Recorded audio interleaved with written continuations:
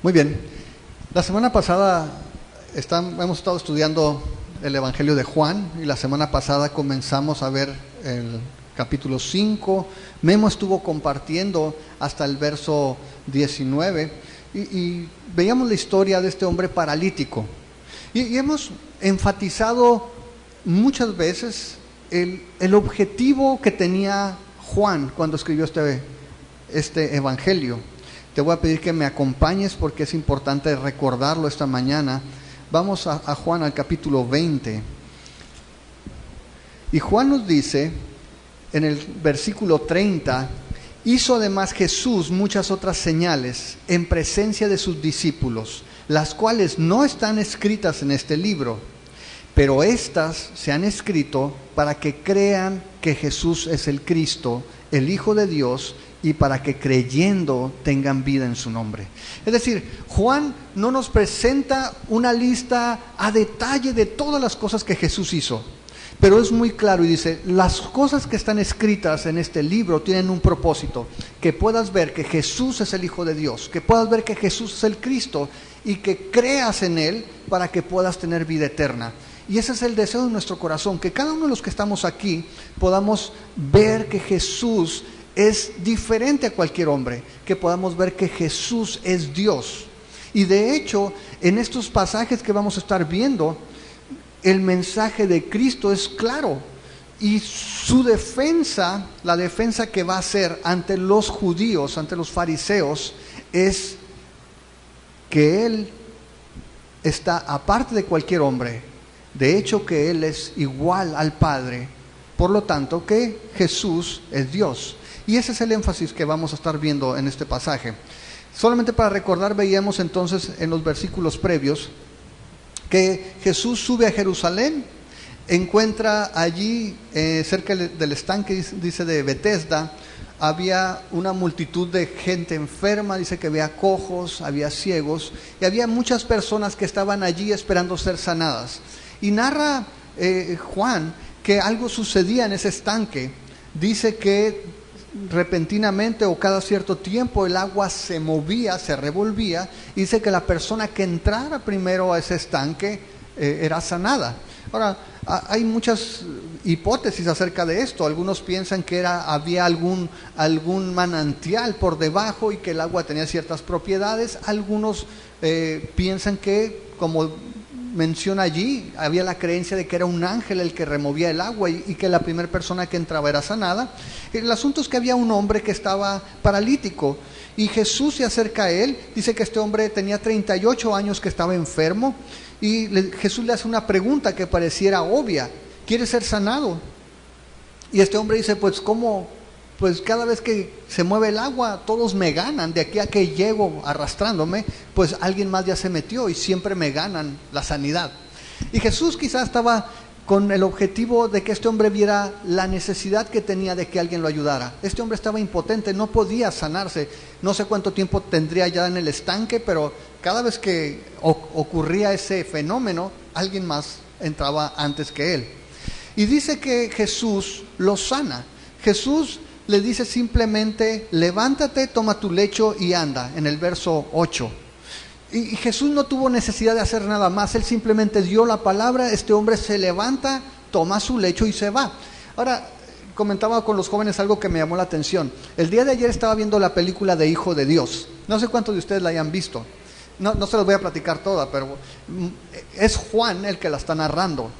Y lo que me llama la atención es que cómo nos cuesta trabajo entender que Jesús no necesitaba hacer ningún acto especial para hacer milagros. Jesús, con que dijera la palabra, era suficiente. De hecho, lo vemos en capítulo anterior cuando sana a distancia al hijo. ¿Se acuerdan del noble que va y le pide ayuda? Le dice, ven, descienda a mi casa porque mi hijo está enfermo. Y Jesús le dice, ve, tu hijo está sano. No tenía que descender, no tenía que ir, no tenía que tocarlo. Y en la película me llama la atención porque para todos los milagros Jesús tiene que hacer algo raro, ¿no? Tiene que mover la mano, tiene que soplar, porque nos cuesta trabajo entender que Jesús no tenía necesidad de una varita mágica o de una capa, ¿no? Algo que pudiera agitar. Jesús decía la palabra y su palabra tiene poder. Y las cosas eran hechas. este hombre, Jesús solamente le dijo, ¿sabes qué? Levántate, toma tu lecho y vete. Y dice que este hombre se levanta y resulta que ese día era sábado, era el día de reposo. Y cuando este hombre va caminando, lo ven cargando su catre ahí, su cama, los fariseos se molestan y le dicen, no te es permitido cargar tu cama en sábado. ¿Quién te dijo? ¿Cómo se te ocurre? Y dice allí, en el verso 10, dice, entonces los judíos dijeron a aquel que había sido sanado, es día de reposo, no te es lícito llevar tu lecho. Él le respondió, el que me sanó, él mismo me dijo, toma tu lecho y anda. Entonces le preguntaron, ¿quién fue? ¿Quién es el que te dijo, toma tu lecho y anda? Y el que había sido sanado no sabía quién fuese, porque Jesús se había apartado de la gente que estaba en aquel lugar. Ahora, lo que me llama mucho la atención es que esta gente, en lugar de estar sorprendida, porque este hombre 38 años postrado, 38 años sin poder caminar, paralítico, se levanta y lo que les preocupa es que vaya cargando su cama. Dicen, hey, ¿cómo se te ocurre? Te hubieras quedado allí, no, hasta mañana te levantas, ¿ya? ¿Qué te cuesta? Pero este hombre se levantó y cargó su cama. Y esto es algo muy importante porque lo que nos muestra es qué traicionera puede ser nuestra convicción o qué peligrosa puede ser nuestras costumbres. Estos hombres, en lugar de estar viendo lo que Dios había hecho y maravillarse, estaban viendo a alguien que había roto una tradición. La Biblia no menciona específicamente no sanar en sábado. De hecho, Jesús menciona más adelante que en la circuncisión el niño tenía que ser circuncidado al 8º día. Si el nacimiento coincidía con que fuera sábado el 8º día, de todas maneras se tenía que circuncidar, no se consideraba una transgresión. Y de hecho Jesús también después le dice, oye, si se te cae un buey a un agujero, no vas y lo sacas. Pero en este caso, los fariseos estaban tan centrados en su tradición, en su respeto a la religión, que le impedía ver la maravilla de Dios. Ahora, precisamente por eso estaban molestos, porque se había sanado en sábado. Y resulta que en el verso 14 nos dice que este hombre que había sido sanado se encuentra a Jesús en el templo. Y Jesús le dice, mira, has sido sanado, no peques más para que no te venga alguna cosa peor. Y dice el verso 15 que el hombre se va y da aviso a los judíos que Jesús era el que lo había sanado. Y mira el verso 16, porque de aquí quiero partir. Por esta causa los judíos perseguían a Jesús y procuraban matarle, porque hacía estas cosas en el día de reposo. Imagínate eso. Alguien en el nombre de Dios sana a una persona, la persona después de 38 años es restaurada, camina, y porque se hizo en un sábado, dice, procuraban matarle. Y es increíble. Y eso sucede el día de hoy. Muchas veces cuando la gente se enfoca en la religión, en la tradición, la gente comete actos increíblemente malos, perversos, en nombre de la religión. Aquí este hombre va y les avisa, fue Jesús. Y dice entonces que ellos estaban molestos, que querían entonces matar a Jesús. Ahora, no sabemos exactamente en qué situación o en qué momento, pero el versículo 7 nos dice que Jesús está respondiendo a estas acusaciones. Dice el verso 17, y Jesús le respondió, mi Padre hasta ahora trabaja y yo trabajo. Y dice el verso 18, por esto los judíos aún más procuraban matarle, porque no solo quebrantaba el día de reposo, sino que también decía que Dios era su propio Padre, haciéndose igual a Dios. Yo no sé si alguna ocasión te haya sucedido que cometes un error, te equivocaste en algo, con tu esposa o con tu mamá, yo no sé, y que de repente tú empiezas a dar tus explicaciones y quedas peor, y te dicen, no, mejor cállate, no, ya ni digas nada. Aquí estaban enojados los judíos, dicen, este hombre sanó en sábado, y Jesús les dice, sí, sané en sábado, porque yo hago lo que mi Padre hace, mi Padre Dios está trabajando, así de que yo trabajo también. Y dice entonces que con más ganas procuraban matarle, porque se hacía igual a Dios.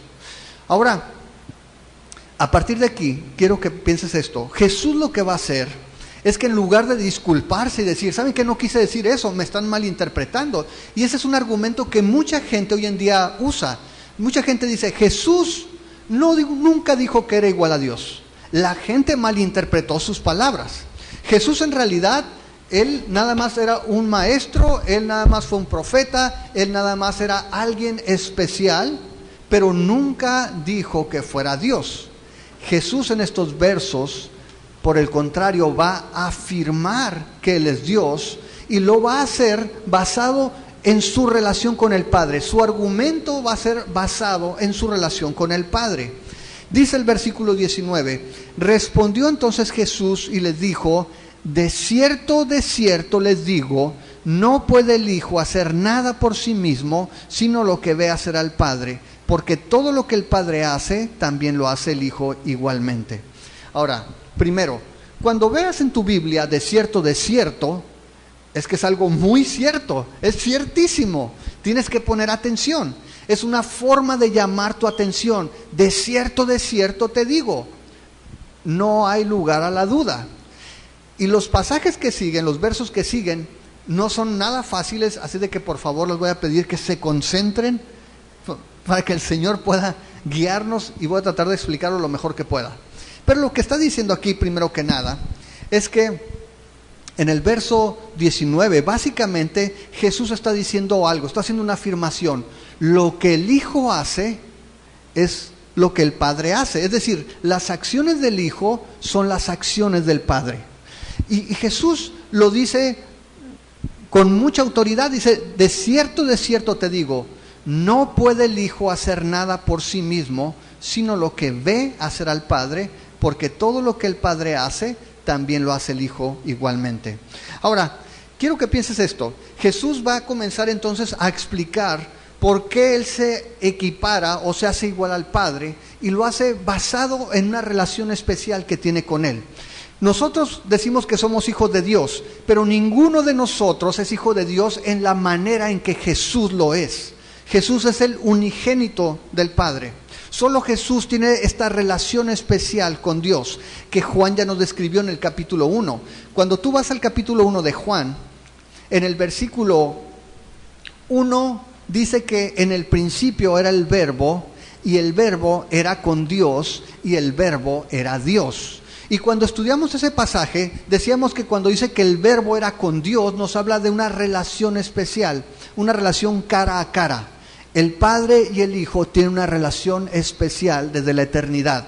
Tú y yo hemos sido adoptados por medio de Cristo, pero Jesús desde antes del principio de los tiempos, por la eternidad pasada, ha estado en relación con el Padre, cara a cara. Jesús es preexistente, Jesús no fue creado.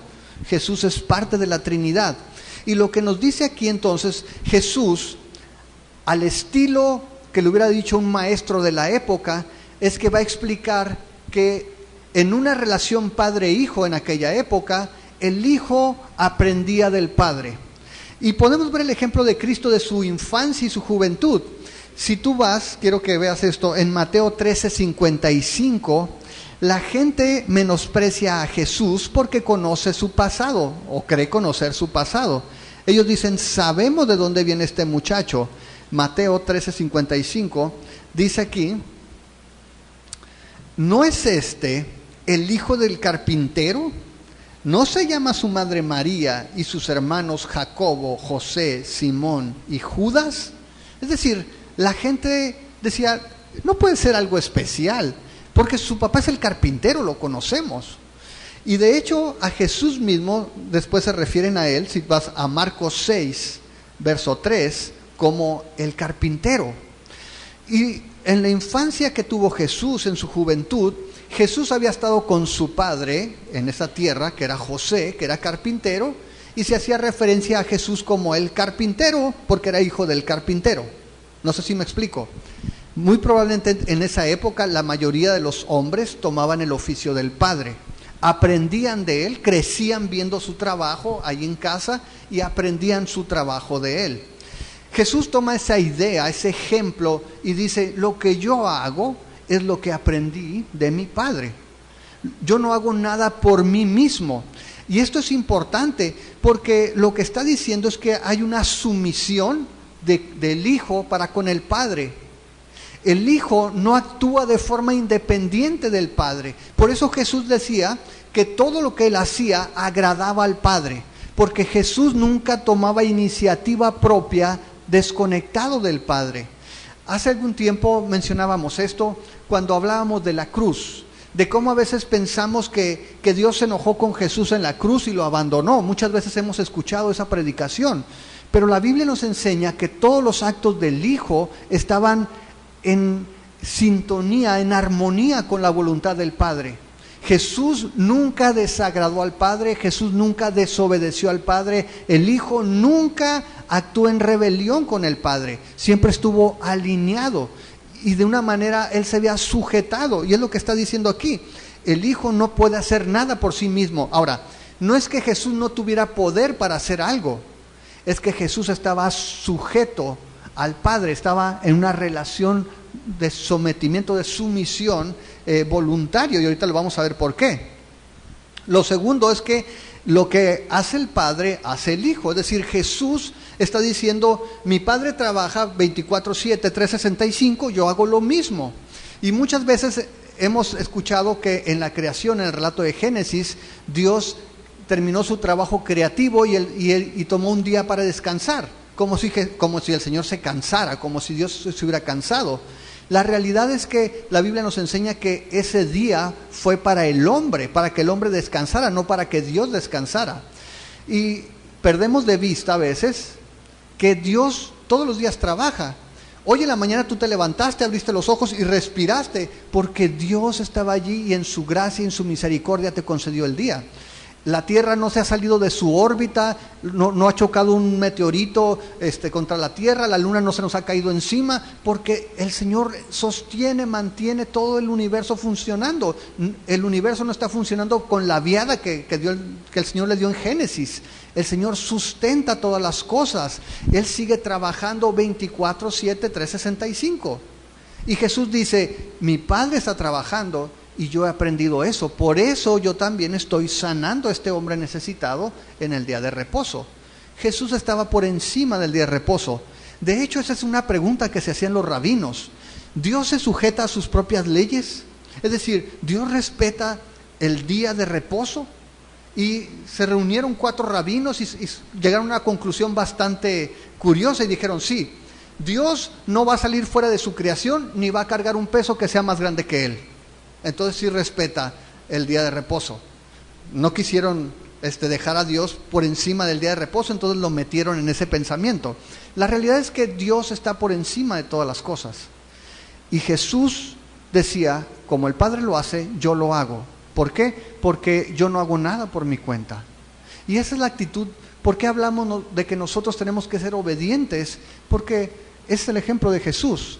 Jesús decía que no encontraba mayor deleite que hacer la voluntad del Padre. Cuando estaba con la mujer samaritana en el capítulo 4, llegan los discípulos y dicen, maestro, se enfrían los burritos, ¿no? Ya está el lonche. Y Jesús dice, yo tengo una comida que ustedes no saben, es hacer la voluntad de mi Padre. Eso es lo que verdaderamente sacia, eso es lo que verdaderamente me llena. Entonces Jesús, aquí primero que nada está diciendo, las acciones de Jesús, las acciones del Hijo, son las acciones del Padre. El Hijo no hace nada por su cuenta y lo que hace el Padre es lo que hace el Hijo. Ahora, ¿cómo es que el Hijo está sujeto voluntariamente al Padre? Bueno, aquí en el capítulo 5, en el verso 20 dice, porque el Padre ama al Hijo y le muestra todas las cosas que Él hace, y mayores obras que éstas les mostrará, de modo que ustedes se maravillen. Acaba de decir que el Hijo está sujeto al Padre, y el segundo verso nos dice, porque el Padre ama al Hijo. Es decir, el Hijo está sujeto al Padre por amor, por esa relación especial que hay entre el Padre, el Hijo y el Espíritu Santo, esa relación única en la Trinidad. Nosotros no podemos entender la profundidad de ese amor, pero lo que sí sabemos es que eso permite que siempre Dios esté actuando en armonía. El Padre, el Hijo y el Espíritu Santo siempre están actuando en armonía. Y lo que dice aquí entonces es que el Padre ama al Hijo, por lo tanto el Hijo está sujeto en amor al Padre, y el Padre dice, le muestra todo lo que hace. ¿Quién puede conocer la profundidad de Dios? ¿Quién puede conocer qué es todo aquello que agrada a Dios? Solo aquel que le conoce íntimamente. Y el Hijo conoce al Padre y el Espíritu Santo conoce al Padre. Dice que solamente el Espíritu trae de la profundidad de Dios y nos lo manifiesta a nosotros también. Por eso es el Maestro. Pero en esa relación especial, el Hijo dice, el Padre es el que me enseña a mí. Dice allí, verso 20, me muestra todas las cosas, dice, que Él hace.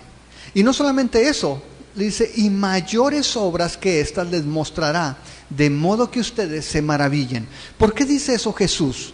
Porque acababa de sanar a un hombre que durante 38 años había estado paralítico. Y Jesús le dice, eso es una señal. Es una señal de que estoy haciendo cosas que solamente Dios puede hacer. Acuérdense ustedes que en el libro de Juan, el Evangelio de Juan, cuando menciona señales, es que había un propósito. No era un milagro solamente donde alguien salía beneficiado. Era un milagro para que la gente pudiera ver hacia Dios, para que pudiera entender quién era Jesús. Así sucedió con la transformación del agua en vino, cuando limpia el templo, cuando sana a este niño, y ahora cuando levanta a este paralítico, Jesús dice, no se han apantallado, esto no es nada, van a ver cosas más grandes que se van a maravillar. ¿Por qué? Porque el Padre ama al Hijo, porque el Hijo está sujeto al Padre, porque lo que hace el Padre, hace el Hijo. ¿Hasta aquí vamos bien? ¿O ya lo revolví suficiente? ¿No? Ok. Vamos a ver entonces siguiente verso. Mira lo que dice aquí. Les acaba de decir que van a ver cosas mayores, o que dice que les va a mostrar cosas mayores, de modo que ustedes se maravillen. Y pudiéramos pensar, ¿qué cosa mayor que levantar un paralítico de 38 años puede hacer el Señor? ¿Qué tal dar vida? Dice el verso 21, porque como el Padre levanta a los muertos y les da vida, así también el Hijo a los que quiere dar vida. Y quiero que pienses esto, porque Jesús se está separando completamente de cualquier otro hombre. Ninguno de nosotros podemos dar vida.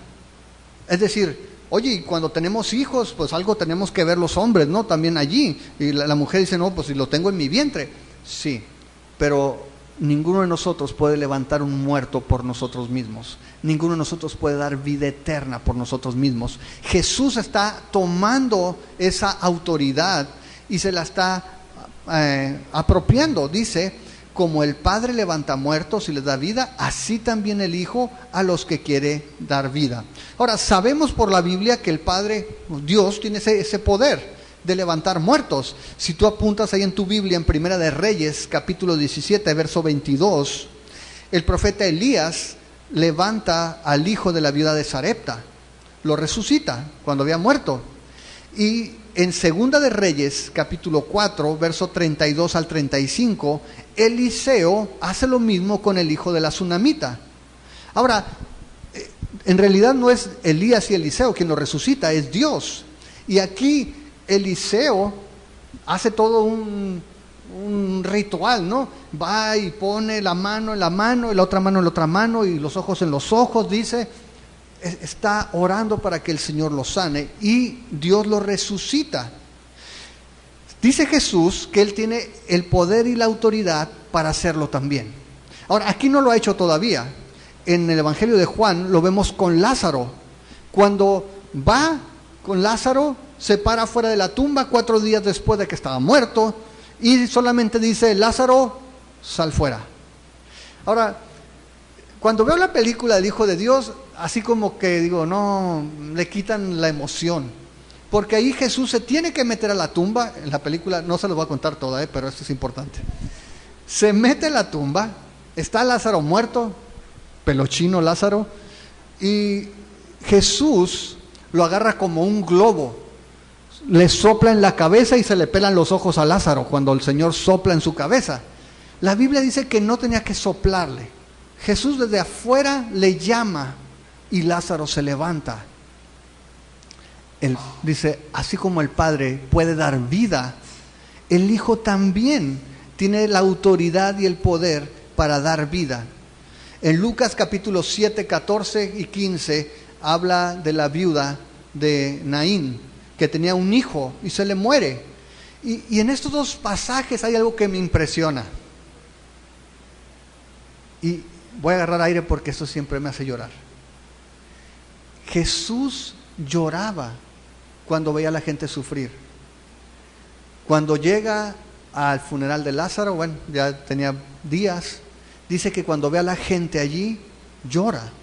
Ahora imagínate, Jesús sabía lo que iba a hacer, Jesús sabía que tenía el poder, pero Jesús se dolía, tenía compasión de la gente al verla sufrir. Y cuando tú lees el relato de Lucas, él va caminando y se encuentra con esa procesión, con el hijo de la viuda, dice que se conmueve. Jesús se estremece de ver sufriendo y lo levanta. Jesús tiene ese poder y esa autoridad para dar vida a los muertos. Pero más impresionante, Jesús puede levantar muertos espirituales. A los que están muertos en sus delitos y pecados, dice que Él tiene el poder de dar vida. Y allí estábamos nosotros. En Efesios el capítulo 2, si tú lees, de esa manera lo explica Pablo. Dice que cuando nosotros estábamos muertos, recibimos vida, estando muertos en nuestros delitos y pecados. Dice en el capítulo 2, el verso 1, y Él les dio vida a ustedes cuando estaban muertos en sus delitos y pecados, en los cuales anduvieron en otro tiempo, siguiendo la corriente de este mundo, conforme al príncipe de la potestad del aire, el espíritu que ahora opera en los hijos de desobediencia, entre los cuales también todos nosotros vivimos en otro tiempo, en los deseos de nuestra carne, haciendo la voluntad de la carne y de los pensamientos, y éramos por naturaleza hijos de ira, lo mismo que los demás. Jesús, unos capítulos atrás, en el capítulo 3, le dijo a un hombre, a Nicodemo, que necesitaba nacer de nuevo, necesitaba una nueva creación, necesitaba ser regenerado, nacer de arriba, nacer de lo alto. Y le dijo que era una operación que solamente Dios podía hacer. Jesús tiene la autoridad y el poder, no solamente para levantar muertos físicamente, sino para levantar muertos espiritualmente. Todos aquellos que estamos muertos en delitos y pecados podemos acercarnos a Jesús y recibimos vida, nueva creación, una nueva creación por medio de Cristo. Ahora, me llama mucho la atención lo que dice al final de este pasaje. Dice allí, en el verso 21, que Él les da vida, dice, así también el Hijo, ¿a quién? A los que quiere da vida. El Hijo tiene esa prerrogativa. El Hijo, Él puede decidir a quién da vida. Ahora, hay mucha diferencia, otra vez, en la forma en que Jesús resucitaba a los muertos y cómo lo hicieron los profetas. Los profetas suplicaban, rogaban, se subían, se bajaban. Nosotros oramos por, no sé cuántos de ustedes hayan orado por un muerto, pero por ejemplo, para una sanidad, Señor, si es tu voluntad, levántalo por favor, que se restablezca. Hoy en la mañana estábamos orando por algunas personas que están enfermas, pero Jesús no. Jesús iba y por el que Él quería, Él daba vida. Jesús tenía esa prerrogativa, Jesús tiene esa capacidad. Él siempre a los que quiere va a levantarlos. Él, a diferencia de nosotros, siempre lo puede hacer. Lo único que tiene que hacer Jesús es hablar, es ejercer su voluntad. Así es de que, imagínate esto, le dice Jesús, levanté ese paralítico de 38 años allí, postrado, lo levanté, pero eso no es nada. Tengo el poder para dar vida a quien quiero. Y si eso no le es suficiente, ve el siguiente versículo, dice el verso 22, porque el Padre a nadie juzga, sino que todo el juicio dio al Hijo. No solamente tengo esta relación con el Padre que me permite mostrarme como el Padre porque tengo una relación especial con Él, el Padre me ama y me ha dado la capacidad, el poder, la autoridad para dar vida, sino que también me ha dado la capacidad, la autoridad, el poder para juzgar. El Padre no juzga a nadie, le ha entregado el juicio al Hijo. Ahora, tú ves en el Antiguo Testamento que menciona que Dios es el juez. Y es un poquito contrastante con lo que nos dice el capítulo 3. Si tú te vas al capítulo 3 de Juan, allí En el verso 17 dice, porque no envió Dios a su Hijo al mundo para condenar al mundo, sino para que el mundo sea salvo por él. ¿Cómo es que recibió ese poder para juzgar? Bueno, vamos a ver que el juicio final está reservado para que lo ejecute el Hijo. Ahora, si tú vas al libro de Hechos, al capítulo 17, en Hechos 17 se nos dice que Jesús fue señalado por el Padre para hacer eso. Hechos 17, verso 31. Dice, ellos dijeron, 17:31, por cuanto ha establecido, dice, un día en el cual juzgará al mundo con justicia por aquel varón a quien designó, dando fe a todos con haberle levantado de los muertos. Es decir, Dios, por medio de la resurrección, no solamente mostró que Jesús era santo, la muerte no podía retenerlo. No solamente nos mostró que era santo, sino que mostró que el sacrificio de Cristo había sido aceptado. Al resucitar mostró que Jesús no tenía pecado y era el Cordero que podía quitar el pecado del mundo. Pero también al resucitarlo nos dio esperanza de que un día vamos a ser resucitados. Pero no solamente eso, al ser resucitado también fue puesto como el juez designado por Dios para juzgar al mundo. El que murió es el que va a juzgar. El que murió y resucitó es el que va a juzgar al final de los tiempos. Ahora, esto no significa que no haya juicio en este tiempo. Es decir, todos nosotros o toda persona cuando peca recibe el pago de su pecado, recibe una retribución. Pero aquí se está refiriendo al juicio último, al juicio final.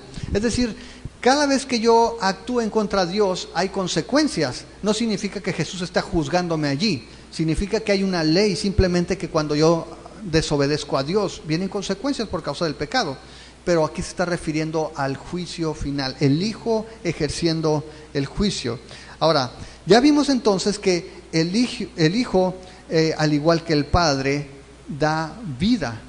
Pero aquí lo que nos está diciendo es que el Padre no va a juzgar, sino que el juicio, esa actividad se la ha delegado solamente al Hijo. ¿Te das cuenta?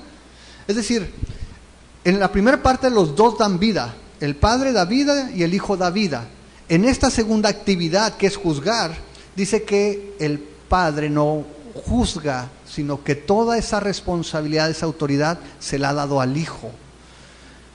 ¿Sí te das cuenta? Ahora, esto no significa que Jesús o el Hijo va a estar juzgando por su cuenta. Otra vez, va a hacerlo porque está en armonía con el Padre, porque tiene una relación especial con Él, porque siempre está de acuerdo, porque siempre va a juzgar justamente. Ahora, quiero que pienses esto. Para poder juzgar con justicia, ¿qué necesito saber? Todas las cosas. No puedo juzgar cuando tengo información parcial. Ahora, ¿quién es el único que conoce todas las cosas? ¿Quién? Dios. ¿Cómo puede juzgar Jesús con justicia si no puede conocer todas las cosas? No sé si me está siguiendo. Si Jesús tiene todo el juicio, es el que lo va a hacer. Jesús necesita saber todas las cosas. Si el único que sabe todas las cosas es Dios, ¿qué significa entonces? Que Jesús es Dios. Jesús, no se confundan, Jesús está afirmando ser Dios. Jesús, por medio de estos argumentos, está diciendo claramente: me quieren matar porque sané en sábado. Pues imagínense, soy el Hijo de Dios. Dice, con más ganas querían matarlo. Pero Jesús les dice: ¿no me crees? Lo que has visto no es nada todavía. Jesús está afirmando ser Dios. Y quiero que aquí empieces a pensar, la cosa más importante que tienes que hacer tú y yo en este mundo es llegar a una conclusión de quién es Cristo. Tú y yo estamos aquí para prepararnos para la eternidad, y nuestra eternidad depende de quién pienses tú que es Jesús. Y si tú estás viendo esto con una mente abierta, con un corazón abierto, entonces esas teorías de que es un buen maestro no aplican, porque Jesús aquí se está haciendo igual a Dios. Si Jesús no es igual a Dios, entonces está mintiendo. Y si está mintiendo, no puede ser un buen maestro. Si Jesús sinceramente piensa que es Dios y lo está diciendo aquí, y no es Dios, y él piensa que es Dios, entonces estaba loco. Y si Jesús estaba loco, entonces no puede ser un buen maestro. Si Jesús está diciendo esto porque dio testimonio con sus actos y su vida de que era el Hijo de Dios, entonces solamente tenemos dos opciones: o Jesús es quien dice ser, o Jesús no es quien dijo ser y no merece ni siquiera nuestra atención. Y si Jesús es quien dijo ser, entonces tú y yo tenemos que decidir el día de hoy si creemos en Él o no, porque de eso depende nuestra eternidad. Y vamos a seguir, quiero que veas esto. Muy bien, decimos entonces que siempre está en unidad. Bueno, solamente para que veamos cómo es que el Hijo va a juzgar, vete a Mateo 25. Mateo 25 nos muestra cómo Jesús habla de ese juicio venidero. En Mateo 25, en el verso 31, dice: cuando el Hijo del Hombre venga en su gloria y todos los santos ángeles con él, entonces se sentará en su trono de gloria y serán reunidas delante de él todas las naciones, y apartará los unos de los otros, como aparta el pastor las ovejas de los cabritos, y pondrá las ovejas a su derecha y los cabritos a su izquierda. Entonces el rey dirá a los de su derecha: vengan benditos de mi Padre, hereden el reino preparado para ustedes desde la fundación del mundo. Vamos a dejarlo hasta allí, pero quiero que guardes un título allí: Hijo del Hombre. Guárdalo allí, apúntalo en tu cuaderno si estás apuntando. Apunta allí el título, porque vamos a regresar más tarde a este punto. Ok, seguimos con el verso 23. Dice el verso 23: para que todos honren al Hijo como honran al Padre. El que no honra al Hijo, no honra al Padre que le envió. Y quiero que pienses esto.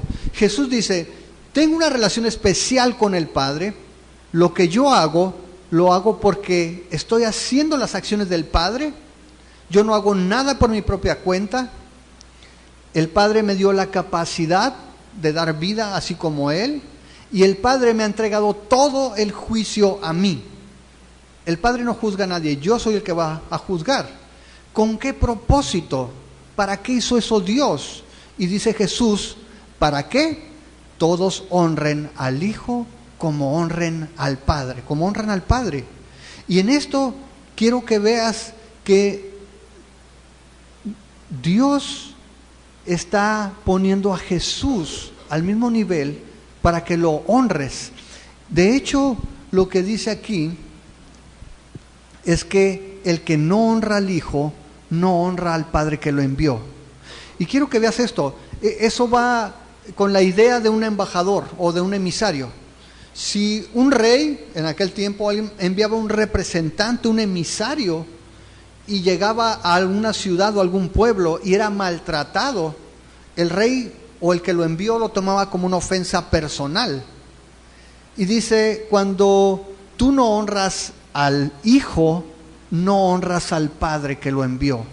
Y quiero que entonces veas esta conclusión: no puedes honrar a Dios, el Padre, si no honras a Jesús.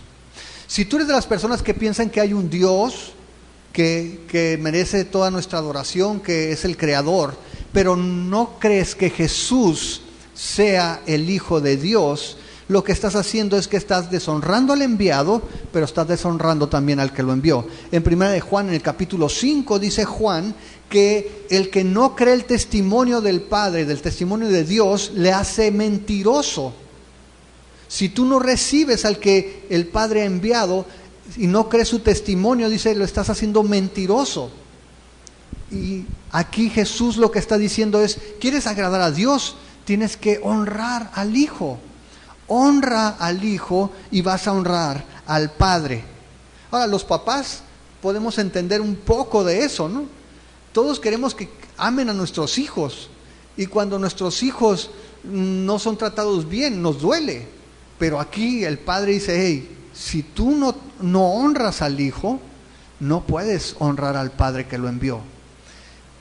Si queremos agradar a Dios, tenemos que honrar al Hijo. Honrando a Jesús es que honramos al Padre. Ahora, seguimos adelante en el verso 24. Otra vez, la misma afirmación, es algo importante. Dice, paren oreja.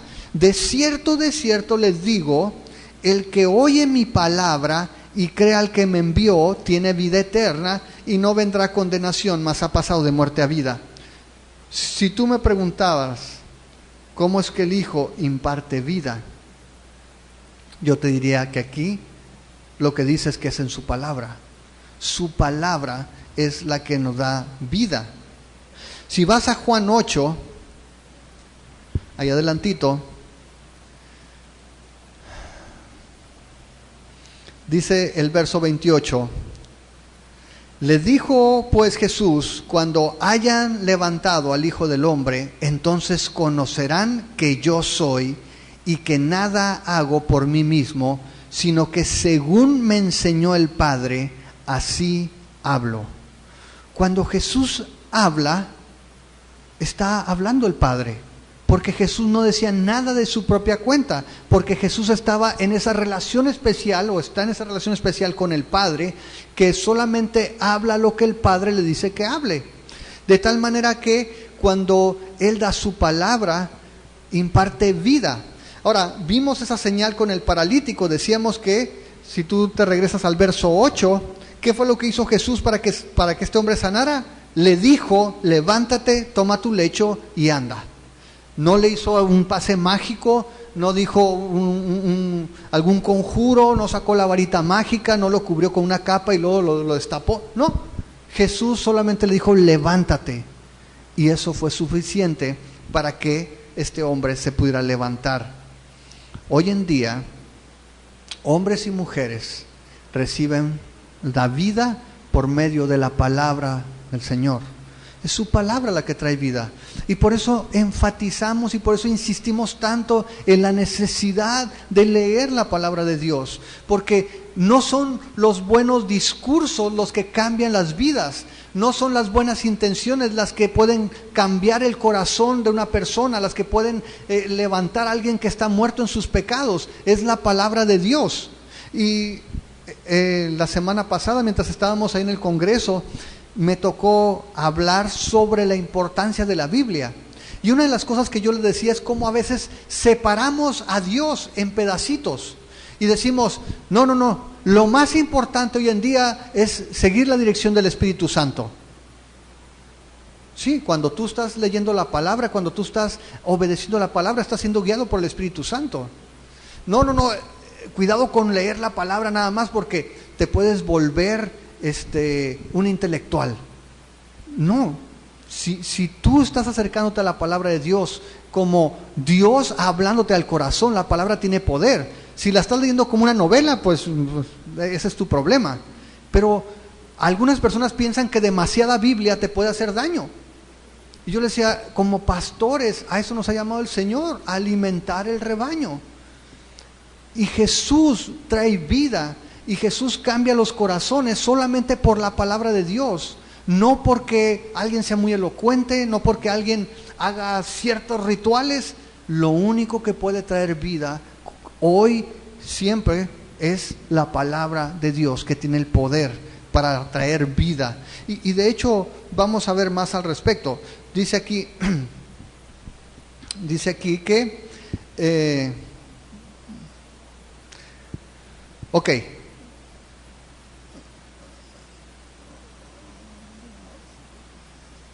verso 24, mira, de cierto les digo, el que oye mi palabra y cree al que me envió, tiene vida eterna y no vendrá a condenación, mas ha pasado de muerte a vida. Es decir, no solamente, el verso 21 nos dijo que el Hijo tiene esa prerrogativa de que da vida a los que Él quiere, pero aquí nos está diciendo algo importante. El que escucha, el que oye mi palabra y cree al que me envió, tiene vida eterna. Nadie puede dar vida por sí mismo salvo el Hijo o Dios, el Padre. Pero nosotros tenemos la responsabilidad de responder a Dios. Jesús dice tiene la prerrogativa de dar vida, Pero el que oye la palabra y cree, ese tiene vida eterna. De tal manera que nadie puede culpar a Dios de no ser salvo. Si tú estás rechazando la palabra de Dios, si tú estás rechazando el Evangelio, si tú estás diciendo no a la invitación de Dios, no puedes decir que es culpa de Dios. Tú estás rechazando la invitación. Aquí lo que está diciendo es que Dios, el Hijo, es el único que tiene esa prerrogativa de dar vida, pero todo aquel que cree y que escucha su palabra tiene vida eterna. ¿Y sabes qué es lo interesante de esto? Mira, primero lo que te dice: tiene vida eterna, no vendrá condenación, mas ha pasado de muerte a vida. Es decir, no tienes que esperar hasta el final de los tiempos para saber que tienes vida eterna. No tienes que esperar hasta que regrese el Señor para saber que no vas a ir a juicio, no estás condenado. Jesús dice, si tú escuchaste y crees, tienes vida eterna, no vas a ir a juicio y ya has pasado de muerte a vida. No tienes que esperar hasta que venga el Señor o el juicio final. Hoy puedes tener la certeza de que eres salvo, de que eres libre de condenación y de que tienes vida eterna. Eso es algo que solamente Jesús puede hacer. De tal manera entonces que hoy mismo podemos escuchar el veredicto de Dios cuando escuchamos la palabra y cuando creemos el que da la palabra. Hoy podemos escuchar el veredicto de que somos inocentes, no porque somos buenos, sino porque Él es bueno y Él murió en nuestro lugar para que nosotros fuéramos tomados o hechos justos. ¿Ok? Muy bien, ahora seguimos adelante. Dice el verso 25, de cierto les digo. Nuevamente, otra vez está diciendo Jesús, ciertísimamente, viene la hora y ahora es cuando los muertos oirán la voz del Hijo de Dios y los que la oyeren vivirán. Dios está hablando por medio del Hijo a los muertos el día de hoy. Dios hoy, en este momento, está hablando a los muertos espirituales. Si aquí hay alguna persona que no ha recibido a Jesús, si hay alguna persona que no tiene seguridad de salvación, Dios está hablándote. Dios habla a los muertos por medio de Cristo para dar vida. ¿Cómo puede ser eso? Si tú vas a Isaías, capítulo 55,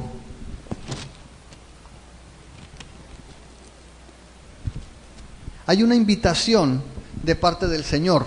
Dice, a todos los sedientos vengan a las aguas, y los que no tienen dinero vengan, compran y coman. Vengan, compren sin dinero y sin precio vino y leche. ¿Por qué gastan el dinero en lo que no es pan y su trabajo en lo que no sacia? Óiganme atentamente y coman del bien, y se deleitará su alma con grosura. Inclinen su oído y vengan a mí. Oigan y vivirá su alma, y haré con ustedes pacto eterno, las misericordias firmes a David. ¿El Señor habla a nuestra alma el día de hoy? Sí. ¿El Señor puede levantar a los muertos con su voz? Claro, seguro. Si vas a Ezequiel, es otro ejemplo. Ezequiel en el capítulo 37. Dice allí, el verso 1, la mano de Jehová vino sobre mí, me llevó en espíritu de Jehová y me puso en medio de un valle que estaba lleno de huesos y me hizo pasar cerca de ellos por todo en derredor. Y he aquí que eran muchísimos sobre la faz del campo y por cierto secos en gran manera. Y me dijo, hijo de hombre, ¿vivirán estos huesos? Y dije, Señor Jehová, tú lo sabes. Me dijo entonces, profetiza sobre estos huesos y dile, huesos secos, oigan palabra de Jehová. Así ha dicho Jehová el Señor a estos huesos, he aquí yo hago entrar espíritu en ustedes y vivirán, y pondré tendones sobre ustedes y haré subir sobre todos ustedes carne y los cubriré de piel y pondré en ustedes espíritu y vivirán y sabrán que yo soy Jehová. Si tú lo lees en tu casa te vas a dar cuenta que dice que se levantó un ejército. ¿Dios puede levantar muertos? Sí. ¿Dios lo está haciendo por medio de la palabra del Hijo? Sí, lo está haciendo hoy. Hoy es el tiempo. Hoy es que el Señor está hablando a aquellos que están muertos en sus pecados y Él tiene el poder para dar vida, para traer vida eterna. Ahora, lo hace a través de Jesús porque Jesús es único. Dice allí en el verso 26, porque como el Padre tiene vida en sí mismo, así también ha dado al Hijo el tener vida en sí mismo. Y también le dio autoridad de hacer juicio por cuanto es el Hijo del Hombre. Ahora, Jesús, aun cuando caminó en esta tierra, aun cuando lo vimos en carne, Jesús no es como nosotros. Jesús está aparte. Ahora sí, Jesús se cuece aparte. Es otra cosa. Dice que Jesús tiene vida en sí mismo. De hecho, si te acuerdas en el capítulo 1, regresa al capítulo 1 de Juan, dice el verso 3, todas las cosas por Él, por Jesús, por el Verbo, fueron hechas, y sin Él nada de lo que ha sido hecho fue hecho. En Él estaba la vida, y la vida era la luz de los hombres. Jesús es fuente de vida. Jesús, a diferencia de ti o de mí, que nuestra vida depende de una fuente externa, nuestra vida depende del Señor. El momento que el Señor diga, nos corta la luz y se nos acabó el 20, morimos. Jesús no. Jesús tiene vida en sí mismo. Jesús dijo que nadie le quitaba su vida, que Él tenía el poder para ponerla y tenía el poder para volverla a tomar. Jesús tiene esa capacidad de dar vida a otros porque Él es la vida. Jesús lo dijo. Y quiero que apuntes allí en tu Biblia o en tu cuaderno para que lo leas en tu casa con tiempo. Juan 1, 3 al 4, Juan 6, 33, Juan 6, 40, Juan 6, 48, Juan 10, 10, Juan 10, 28, Juan 11, 25. Nada más como ejemplo, el Evangelio de Juan enfatiza el hecho de que Jesús es fuente de vida. Yo soy el pan de vida, yo soy el camino, la verdad y la vida. ¿Sí? Es Jesús la fuente de la vida. Inclusive en Primera de Juan, capítulo 5, 11, dice que la vida está en el Hijo. El que tiene al Hijo tiene la vida, el que no tiene al Hijo no tiene la vida. Jesús tiene vida en sí mismo, solamente Dios tiene vida en sí mismo, solamente Dios tiene esa capacidad. El Hijo es único porque el Hijo es Dios. Ahora, no solamente eso, dice allí que el Padre le dio tener vida en sí mismo, dice así, el Hijo tiene vida en sí mismo, pero dice el verso 27 que también le dio autoridad de hacer juicio por cuanto es el Hijo del Hombre. Y esta frase del Hijo del Hombre está en Daniel 7:13. Y Daniel 7:13, si tú vas para allá, habla de una visión que tuvo el profeta, donde vio a uno como hijo de hombre, que descendía y se le daba autoridad sobre toda nación. Dice el verso, en capítulo 7, verso 13, miraba yo en la visión de la noche, y he aquí con las nubes del cielo venía uno como un hijo de hombre, que vino hasta el anciano de días y le hicieron acercarse delante de él, y le fue dado dominio, gloria y reino para que todos los pueblos, naciones y lenguas le sirvieran. Su dominio es dominio eterno que nunca pasará, y su reino uno que no será destruido. Por eso Jesús dice que Él es el Hijo del Hombre. Él es el que vio el profeta Daniel. Él es el que va a regresar. Él es el que tiene toda la autoridad, todo dominio sobre toda nación. Y Él es el que tiene la autoridad para ejecutar el juicio. Ahora, pensando en Apocalipsis, si tú vas al capítulo 1, hay una descripción que te va a sonar muy similar. Apocalipsis 1, verso 7 dice, he aquí que viene con las nubes, y todo ojo le verá, y los que le traspasaron y todos los linajes de la tierra harán lamentación por él. Sí, amén. Está hablando de Jesús. Jesús es el Hijo del Hombre. Jesús es aquel que se le ha entregado todo juicio, todo dominio, toda autoridad sobre todo nombre, sobre toda nación. Es lo que dice el libro de Filipenses en el capítulo 2. Por su obediencia, por su humillación, por morir en la cruz, se le dio un nombre que es sobre todo nombre, para que en el nombre de Jesús toda rodilla se doble y toda lengua confiese que Jesús es el Señor. ¿Para qué? Para gloria de Dios Padre. El que honra al Hijo, honra al Padre. Jesús tiene vida en sí mismo, Jesús tiene todo dominio por cuanto Él es el Hijo del Hombre. Y dice el versículo 28, no se maravillen de esto, porque vendrá hora cuando todos los que están en el sepulcro oirán su voz. Y los que hicieron lo bueno saldrán a resurrección de vida, mas los que hicieron lo malo a la resurrección de condenación. ¿Sabes? Lo que está diciendo es que ya está pasando. Jesús el día de hoy ya está levantando muertos espiritualmente. Esta es una garantía, es un anticipo de que si Jesús tiene el poder de levantar a un muerto espiritual, alguien que estaba condenado, y darle una vida nueva, tenemos la garantía de que va a levantar un cuerpo que se muera. Lo que estamos viviendo hoy espiritualmente es la garantía que tenemos de que el Hijo nos va a levantar corporalmente también. Ya lo está haciendo.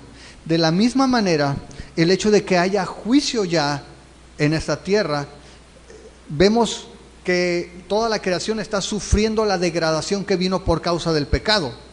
Pero eso no significa, como mucha gente dice, no hay infierno. El infierno está aquí en la tierra.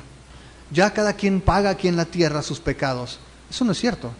La Biblia dice que viene un juicio venidero, hay un juicio venidero, hay un juicio por venir. Y al igual que hoy tenemos esa garantía de resurrección cuando viene la vida espiritual, también cuando vemos el juicio sobre este mundo, sabemos que va a haber un juicio final. Dios va a ejecutar su juicio por medio del Hijo, como está establecido. Si tú lees Daniel 2 en tu casa, dice que en aquel entonces, al final, dice que los van a ser levantados del polvo, unos para ser bendecidos eternamente y otros para vergüenza eterna. Y lo puedes leer también en tu Biblia en Apocalipsis 20, es el juicio también. Pero el punto es este: si Jesús fue enviado no para condenar al mundo, sino para salvar al mundo, ¿cómo es que el Hijo se le entregó el juicio? Es muy sencillo. Cuando el Hijo llame a todos los que creyeron, automáticamente se están condenando todos aquellos que no creyeron. ¿Sí me explico?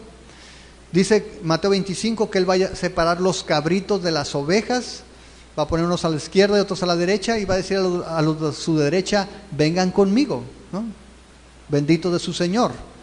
Y a los otros, automáticamente excluidos, son condenados.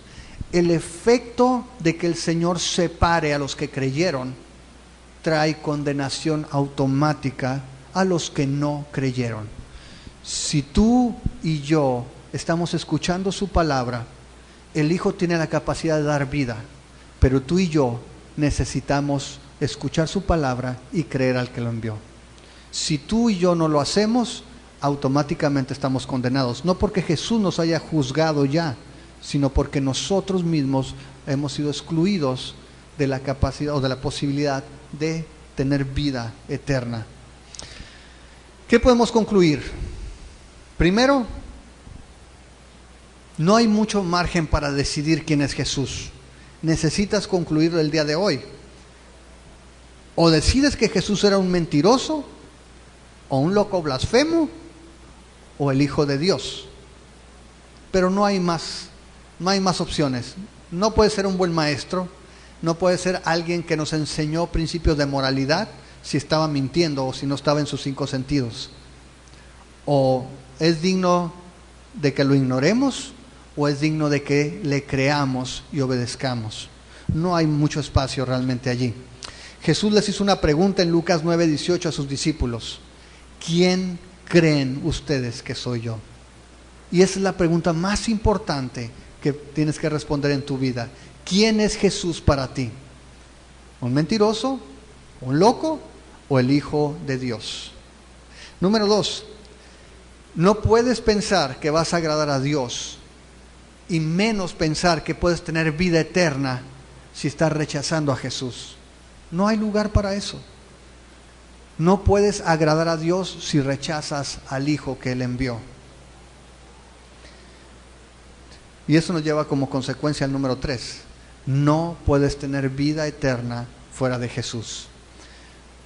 Vamos nada más otra vez a 1 de Juan, el capítulo 5, porque es muy claro. No hay mucho que buscar. Dice aquí, 1 de Juan 5. Otra vez, leíamos al principio el objetivo de Juan al escribir el Evangelio de Juan. Mira aquí en la primera carta de Juan, en el verso 13, capítulo 5, verso 13, dice: estas cosas les he escrito a ustedes que creen en el nombre del Hijo de Dios, para que sepan que tienen vida eterna y para que crean en el nombre del Hijo de Dios. Ahora, ¿qué pasa si no creo? Dice el verso 10: el que cree en el Hijo de Dios tiene el testimonio en sí mismo. El que no cree a Dios le ha hecho mentiroso, porque no ha creído en el testimonio que Dios ha dado acerca de su Hijo. Y este es el testimonio, que Dios nos ha dado vida eterna, y esta vida está en su Hijo. El que tiene al Hijo tiene la vida, el que no tiene al Hijo de Dios no tiene la vida. Ahora, te lo he planteado en esos términos porque así está escrito, pero quiero que pienses de esta manera: ¿quién eres tú o quién soy yo para que Dios haya enviado a su Hijo a morir por ti o por mí? ¿Quiénes somos nosotros para que siquiera Dios haya pensado en nosotros? David dice que veía la creación y decía: ¿qué es el hombre para que te hayas acordado de él? Y yo no sé cuál sea tu situación, Dios la conoce, pero si tú no tienes seguridad de vida eterna, necesitas recibir la palabra de Dios. Necesitas creer que Dios, viendo nuestra condición, viendo que estamos muertos en nuestros pecados, envió a su Hijo a morir por nosotros, para que con su muerte nuestra deuda con Dios fuera pagada y nosotros tuviéramos acceso a la vida eterna. Y como decíamos ahorita, si tú has creído, ya sabes cuál es el veredicto: inocente. Ya sabes que no hay juicio y ya sabes que tienes vida eterna. No tienes que esperar hasta ver tu cuerpo resucitado. Hoy puedes estar seguro de que si tú has creído el testimonio de Dios el Padre, que la vida está en el Hijo y tú lo recibes, tienes vida eterna. No vas a pasar por muerte eterna. ¿Ok? Oramos. Padre, te damos muchas gracias por tu palabra. Señor, quizá sea una palabra difícil, son cosas que quizá no meditamos con tanta frecuencia, pero confiamos en que tu Espíritu Santo nos instruye, nos enseña, nos guía a la verdad. Señor, y nuestro deseo en esta hora es que cada persona que está aquí pueda acudir a ti, Señor Jesús, que pueda tomar ese sacrificio, que pueda recibir este nuevo nacimiento, este nacimiento de lo alto, que es una obra de tu Espíritu Santo. Señor, sabemos que los hijos de Dios no nacen por voluntad de hombre, sino es tu voluntad, es tu prerrogativa. Señor, pero anhelamos que todos los que estamos aquí podamos responder positivamente a esa invitación que nos haces en tu Evangelio. Pablo dice que no se avergonzaba del Evangelio porque es poder de Dios para salvación. Y en esta hora, Señor, te pedimos para que cada persona que está aquí pueda salir con la convicción de que tiene vida eterna. No porque es buena, no porque ha hecho méritos suficientes, nadie jamás podrá hacerlo. Que cada uno tenga esa convicción, Señor, porque todos los que estamos aquí hemos creído el testimonio del Padre, que la vida está en el Hijo.